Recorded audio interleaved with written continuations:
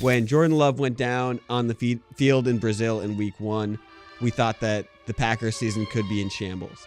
Over the last 2 weeks, it seems like LaFleur has taken great joy in the fact that he's like, I can win with this guy, and I can do it my way. Like, we're not letting him throw on third down. He has a vomit-covered football, and we're going to keep getting W's. So the Green Bay Packers started off the season in Brazil with a heartbreaking loss that not only resulted in an 0-1 record, but Jordan Love got injured as well. I'm not saying anyone thought the season was over, but many people thought this would be a major setback. But then they came back and beat the Colts, and they completely dominated the Titans. This team has fooled everyone, and now it feels like they are going to be a title contender come January. But there is still a lot of work to do.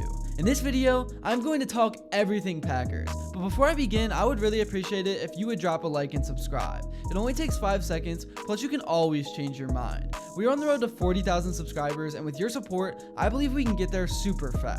Alright, so let's start off with Jordan Love. He isn't quite ready to go yet. I mean, there is the possibility he does go, but his return is in the back of everyone's heads. And according to him, he's only limited and it's a daily process. We're building it up for sure. Every day is a little bit better, Love said Wednesday. It's based off practice and how I'm feeling and going from there. But honestly, Malik Willis has been playing pretty well, which really makes the decision to rest or not easier. He does not need to rush at all. The original timeline for Love's return was 4 to 6 weeks, so it really does kind of feel like having him play in week 4 is a rush no matter the circumstance. According to advanced statistics, there is a 10 to 15% increased chance of re-injury this week compared to waiting to play next week. Anyways, let's talk about the last 2 weeks, because this has looked like a completely different Packers team. I'm gonna forget about that Brazil game because it was just weird circumstances. The field was slippery, everyone was slipping all game, and it was the first time everybody was out there in a real game situation. But I gotta give credit to the coaching staff for making the adjustments and bouncing back.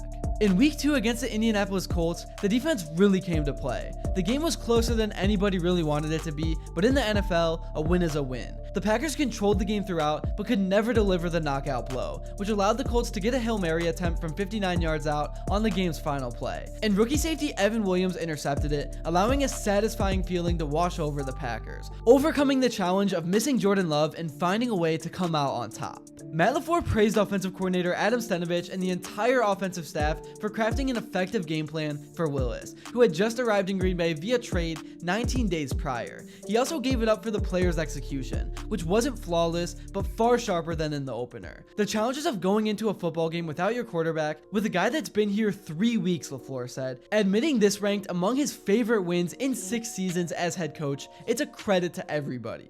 Moving on to week 3 and a game against the Tennessee Titans, this game was more of an overall dominating performance by Green Bay. Malik Willis threw for over 200 yards with a touchdown while throwing no interceptions. And on top of that, he was electric on the ground with 73 rushing yards and a touchdown. And after this game was over, you could sense that the Packers were back. And I don't think anyone expected it to happen in this way with Jordan Love out. It feels like the receivers have really figured out how to create separation, with 4 guys having over 20 yards and 2 in Reed and Watson having over 50. And Emmanuel Wilson and Josh Jacobs were grinding out short runs, wearing out the Titans defense throughout the game. And as I said, the defense over the last 2 weeks has been dominant and truly is the main cause for this success. I mean, allowing 24 points over the span of 2 weeks is impressive no matter who the opponent is. Some of the standout players have been Isaiah McDuffie, who already has 12 tackles and 7 assists, and in that Titans game, both McKinney and Alexander had interceptions. Quay Walker also had 16 tackles with 7 assists, and Devontae Wyatt leads the team in sacks with 3.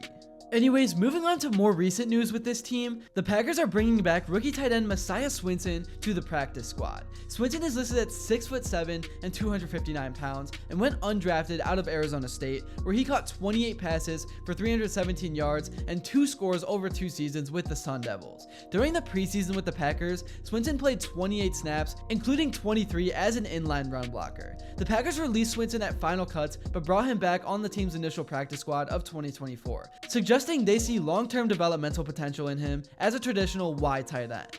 Now moving on to week 4 against the Minnesota Vikings, this is a big game. It's up in the air whether Jordan Love will actually play or not, but you gotta believe he's gonna push to be out on the field because this is a divisional opponent, and a game like this with a chance to go 3-1 instead of being 500 at 2-2 can really be one of those season-defining ones. Obviously, Jordan Love's availability will be a big part of the game plan for this one, because if it's Malik Willis, then the offensive scheme will be built around his mobility and pushing the ball down the field that way, and also letting the running backs wear down the defense as well. But if it's Love, then they will of course try to air it out. But defensively, the biggest focus in this game is of course Justin Jefferson, because Sam Darnold has been balling out in the first 3 games of the season in unbelievable fashion. They've really built up a connection very fast. So Jaire Alexander is going to need to be on his A game, and honestly, I don't think it would be wrong to go by that anyone but Jefferson approach. But you do have to keep an eye on Jordan Addison. Honestly, for the Green Bay Packers, I think it all starts up top. A good culture is the reason for this franchise's continued success over the last few decades. Everyone criticized them for taking Jordan Love when they did, but all they were doing was giving him the proper amount of time to sit on the sideline and learn from an all-time great. And now the Falcons are doing it with Kirk Cousins and Michael Penix Jr. By the time Love was finally the QB1, he was ready to handle the pressure and everything that came with it. But getting back to what's going on currently, here's what Love had to say in his most recent interview regarding health and everything else. Am I playing? Day by day. We'll see. I am limited, yes. Are you a little less limited this week than you were last week? Yeah, I mean, we're building it up for sure. Every day is a little bit better, and it's kind of just based on how I'm feeling. And kind of just basing off of my practice today, how I'm feeling, and going from there. Do you feel like you're moving any better today than you were end of last week? Yeah, definitely. Really? Definitely. Yeah, I feel like I'm getting better every day. Yeah, moving around.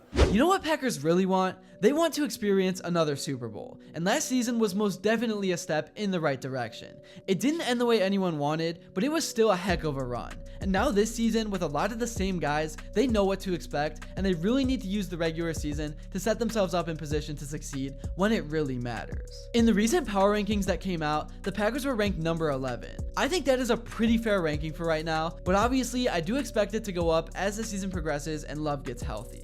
One thing the offense does need to immediately fix is that they are the most penalized unit in the league, resulting in the 2nd most yards. So there is a lot to clean up in that aspect of things. Another big storyline of this game will be the return of Aaron Jones. It's going to be weird seeing him back in Green Bay, but in purple. And he recently released a message to Green Bay talking about how much the city and organization changed his life and career. He talked about some of the greatest memories and also dealing with the loss of his dad and how much everyone within the organization helped him through the toughest moment in his life. He ended his message saying this: "That's the biggest thing I want to write here. Not just the Packers organization, but really to all of Green Bay.